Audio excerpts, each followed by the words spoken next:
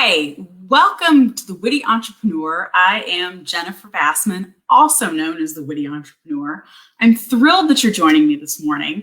I am mixing my schedule up just a little bit to kind of test some things with my own personal energy, kind of my day, how it flows.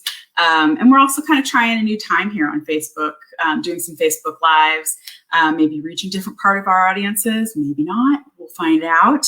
But always let me know what you think. I always want to hear your opinion, what different things I can be doing to support you and support your business and help motivate you to be better, to do more, if that is exactly what you desire to do. If not, hopefully I'm motivating you to work through your burnout so that you can lead a better, happier, more fulfilling life, because that's generally what most of our goals are, right? But I'm glad you're here this morning. I actually am thrilled to be here. I am coming fresh off of my own company retreat, and that's actually what we're going to talk a little bit about today. But if you've never joined me before, this is the first live you've ever watched with me. Let me introduce myself. I am a small business burnout master. I actually love working with other burned out small business owners or just people that are burned out in general. Based on my own experience, it is not a fun experience. And I discovered through my burnout, there weren't a lot of resources out there, or effective resources, I should say, that out there to help you through that. And that is what I am doing, creating effective resources so that you can get through your burnout, so you can move on to a life that you would rather be living. That didn't sound so great. A day that you would rather have, because nobody wants to live through burnout. It just kind of sucks. It kind of sucks everything up. But I want you to work through and conquer your burnout so that you can run a business that fulfills you instead of draining you. I'm also a certified CliftonStrengths coach that helps you recognize your strengths so that you can apply them to lose those feelings of fear or overwhelm as you continue to run your business. So after that you can tell I've been on vacation. My head isn't quite there yet, right? But anywho, I'm glad you've joined us today. I want to talk about why it's time to retreat yourself. Why it's time to retreat and take a retreat, take a minute off, take 5 minutes off, take a day off. This is something I have been doing for myself for the last couple of years. Obviously, I had to change a little bit this year due to COVID, but this is something that I'm absurdly shocked more people don't do for themselves. But earlier this week, I posted a picture of myself from my company retreat. I am my only employee, so this was obviously a solo venture, which even made it even more fun to me, more fabulous. But that picture got a lot of traction. I got some private messages, a lot of fun comments. I'm clearly still working on my selfie game, but this past weekend is when I did my company retreat. I plan it annually. I plan one big one, I should say, out of town. And then I have another one about 6 months later that's usually just a day long, somewhere near my house. So they don't always, go out of town, but I think these are so important. And I think it's so important that I think it is the next big thing that you need to do for yourself and do for your business. Because when you do for yourself, you do for others, and you also end up doing for your business. So I am big into promoting concepts and ideas around self-care, things that you can be doing to take a break. Because when we don't take a break, when we don't stop for a minute, we tend to burn out, right? So this is my encouragement for you to plan your own company retreat. It doesn't have to be anything elaborate. It doesn't have to be anything expensive or fancy. It just has to be about you. So I started doing this a few years ago because I had actually been listening to a couple of friends talk about some retreats that they'd been on with their companies or their clients recently. And the jealousy in me just bubbled up. I was like, I want a company retreat. I want to go to a resort and hang out and have some drinks and sit by a pool and act like I'm doing work. And then I had this kind of aha moment where I was like, why don't I do that? What is stopping me from actually planning my own company retreat? why can't my company, the company that I own, have a retreat? So I planned my first retreat. It was actually a lot of fun because who did I invite? Me, and I'm a blast. You can invite whomever you'd like to, but you at least have to be there, okay? But I personally like to do this myself. Sometimes my husband comes along, but we have our separate time, we have our separate space. We go generally to a resort here in Texas that we both enjoy because we both get to golf. We both enjoy the pool. It's a quiet place. It's kind of out in the hill country. You kind of feel like you're separated from things.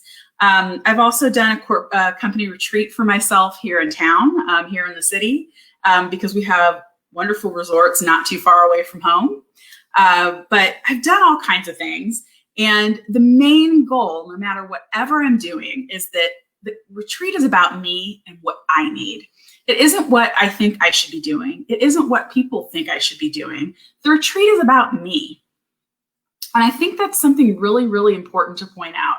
We too often end up planning things that are supposed to be relaxing around things that other people think we should be doing, or you think other people think you should be doing. But the truth of the matter is that those things aren't very helpful to you.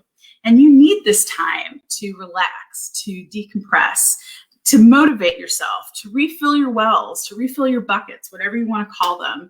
I have a friend that calls building her energy pennies.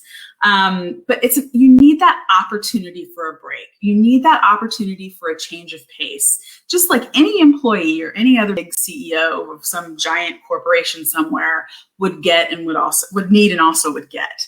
But the idea is that it is about, you plan something that directly talks to or is directly about what you need. I personally, when I go on my retreats, I make sure that I plan plenty of reading time.